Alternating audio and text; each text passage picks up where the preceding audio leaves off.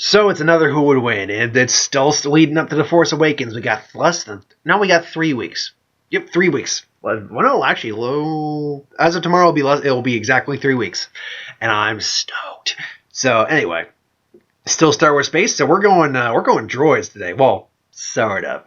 Cyborgs. We got General Grievous, the droid general of the Trade Federation Army, and Fulgore, the mechanical assassin, God knows how powerful robot cyborg killer from Killer Instinct.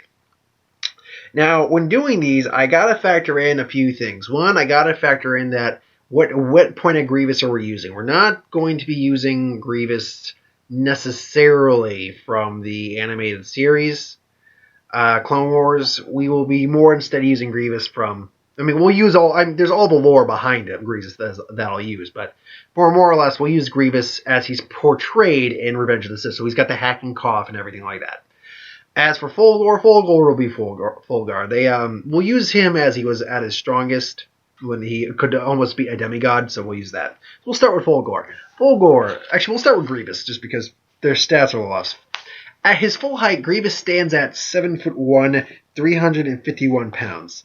His body is made of a...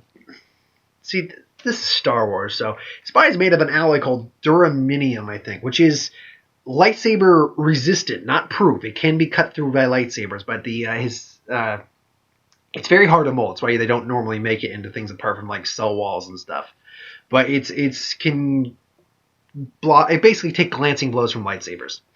Now he's constructed in a way that he's got his survival organs in a synthetic skin sac covered by his chest plate. His brain is encased in his head. He's got his eyes. It's all vacuum proofed.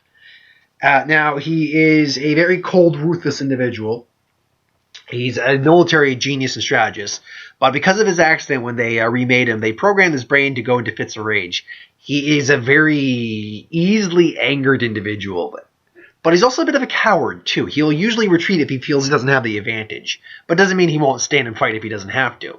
Now, going on to his actual abilities, he's well equipped. He's equipped with a blaster. No, he's not equipped with a blaster. He knows how to use a blaster if he can get his hands on it. He's arrogant. He's also arrogant as hell. As hell. He can easily be caught off guard because of how arrogant he is. Now... They did funnel the blood of Master Sifo-Dyas into him, but that doesn't mean anything. It didn't do anything except help speed his regeneration.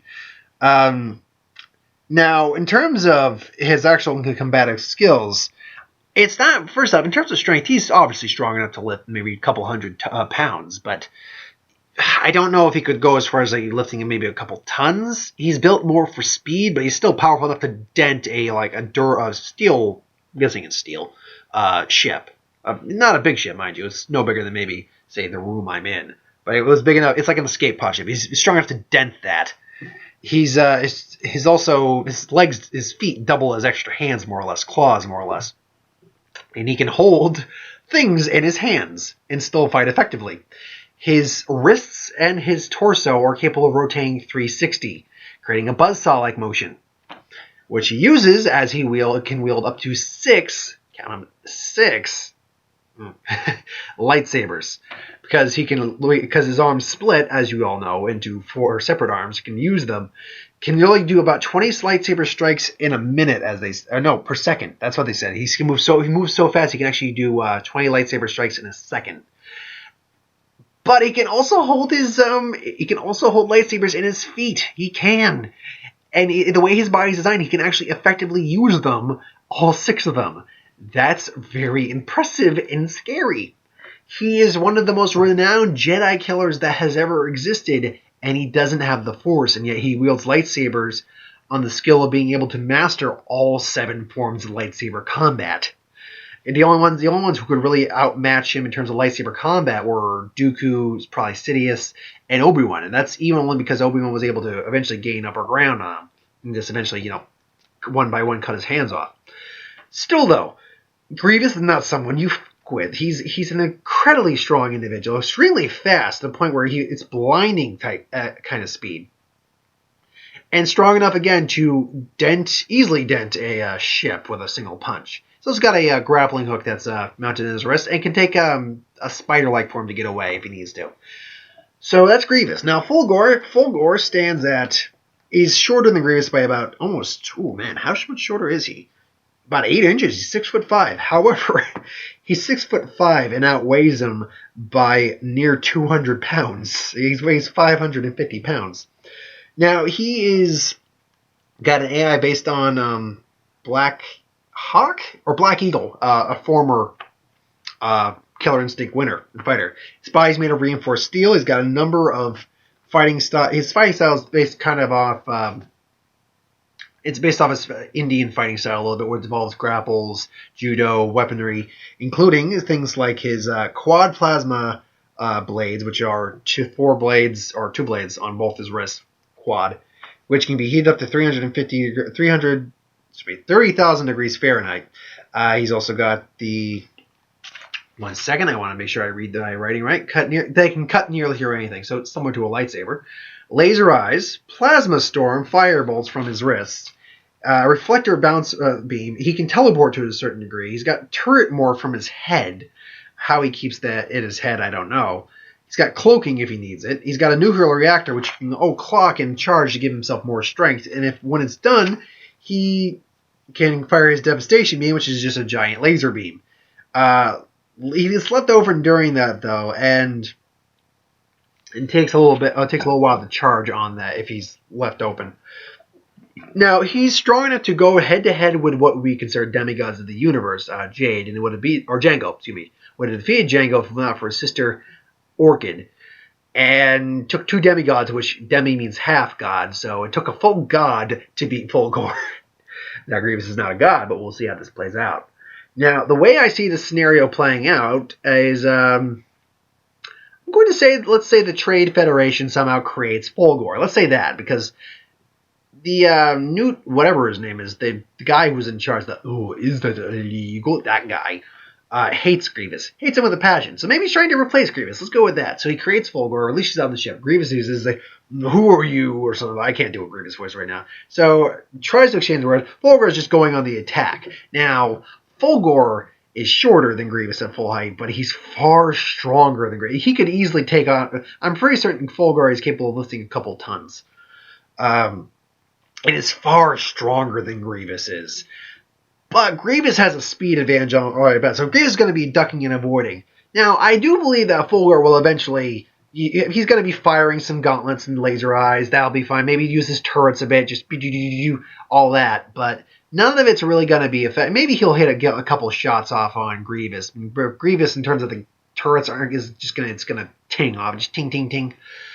Now Grievous is then going to eventually get into a lightsaber kind of going to draw a couple of his lightsabers and go into it. Fulgore's quad lasers will go into effect, and they'll be going at it. Now, Grievous is definitely the faster of the two, but again, Fulgore's got the more power behind his strike, so they'll block each other. He's going to get more hits on him, and frankly.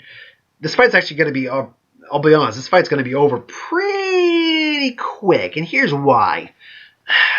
In any circumstance, power versus speed, speed's actually usually got the advantage, because, especially if you've got durability to back up your speed. And Grievous has durability to block up his speed, because even at 30,000 degrees, capable of nearly cutting through anything, which is why I chose this matchup, because it's very similar to kind of like a lightsaber a little bit. Now, great, it's not a lightsaber, but it's similar basis that it's just a heated blade, more or less. And I do believe that they'll probably counter each other for a little bit. But, see, I don't believe they ever say how hot a lightsaber actually is. Lightsabers can cut through nearly anything. There are lightsaber-resistant things. I don't believe that reinforced steel is lightsaber-resistant in any stretch of the means. Now, even if Fulgore gets a couple of hits on Grievous, Grievous's exoskeleton, basically his cybernetics, are lightsaber resistant. Not proof, but resistant. And if this does not reach the heat, even if it does reach the heat of a lightsaber, it's not the same as a lightsaber. Therefore, even with more power, it's not going to cut all the way through. But let's say for the sake, he's able to maybe do his decent amount. Maybe he gets him on his chest plate and then actually causes Grievous to be like a roof. So then he just goes all 4 arms and just lays waste to him. Now, I got to give this fight to Grievous in the long run, because Grievous just has the speed, strategy, and skill over him. he's mastered 7 forms of lightsaber combat, can use 6 lightsabers simultaneously, and is just overall faster than Fulgore. And Fulgore is not lightsaber proof. So on a whole, I'm going maybe like 90% Grievous on this, just because of pure skill, better weaponry because it's a lightsaber, and speed. He's got a speed advantage that he can use to avoid. He can avoid him easy. However, in that 10% scenario where he starts clocking his reactor, if he clocks his reactor with enough time, say because of Grievous's arrogance, this is where the 10% comes in. Because of Grievous's arrogance, it's going to be like maybe he's clocking out and maybe Grievous thinks he has him on the ropes and he's just standing there clocking, and then he's going in for the killing strike, and then he opens up the devastation beam and pretty much incinerates this part of him, or his face or something like that, because that's a radioactive death ray, more or less. So in that scenario, yeah, Fulgore can win, but I gotta get this to Grievous. I think Grievous is the one who wins the vast majority of the time, 90% of the time, I'm saying. But that 10% scenario is where Fulgore wins. I'm certain he can win on a carry because he overpowers Grievous. I'm certain, and he's got a freaking nuclear laser in his chest and a turret somehow. Go figure on that one. So yeah, but again, Grievous gets this win 90% of the time. Fulgore's only 10% of the time. So thanks for watching. I hope you enjoyed. Like, comment, share, subscribe. As always, if you have a request for something else to talk about, movies, media, games, whatever, we'll get to it at some point. Just put it in the comments. We'll get to it. And yeah, so tomorrow, as I said, it's going to be Krampus. Plus, I'll have one more Star Wars video up.